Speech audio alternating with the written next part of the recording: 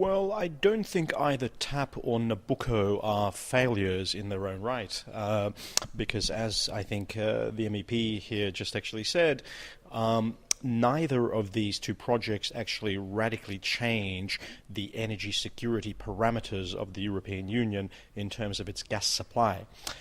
Because essentially both pipelines, which were of course part of the Southern Energy Corps initiative, were essentially designed to carry 10 billion cubic meters of gas from Azerbaijan to Europe, which is not a volume which radically alters the energy security parameters of the European Union. So I think in principle TAP, whether TAP carries this gas, the Trans-Adriatic-Pipeline, or Nabucco, or some of the other contending routes, it's not really the issue. The issue is how will this gas actually get from Caspian territory of Azerbaijan, or Caspian Sea, across Turkey to the European Union. This is the really big issue that we actually face today, and this is the really big challenge for Europe.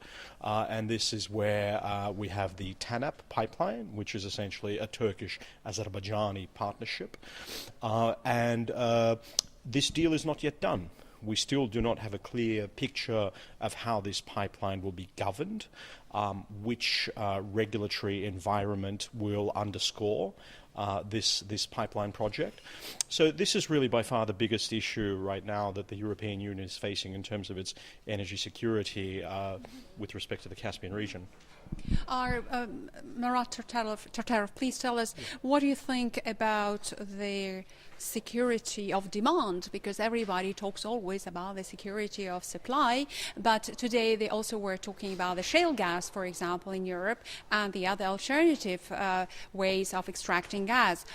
So do you think that in future Europe will need all these big projects like Nabucco and the others, for example, the Russian Southern Corridor?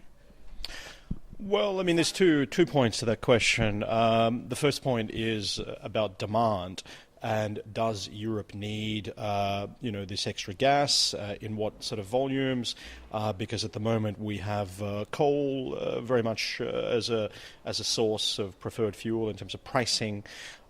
So that issue is not yet quite clear.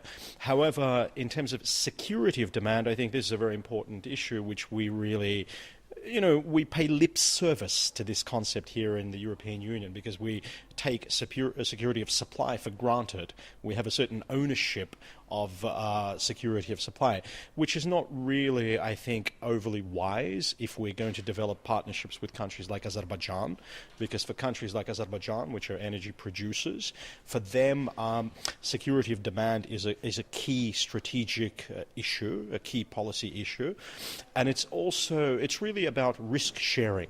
So if Azerbaijan and, let's say, international energy companies are involved in developing Azerbaijan's gas reserves or fossil fuels more broadly, if they are going to come in and commit themselves to very significant investments which will last for 20, 30 years, they need to ensure that there is demand for their project, and this is about risk sharing. And sometimes we in the European Union take for granted that it's all about security of supply. It's not about security of supply.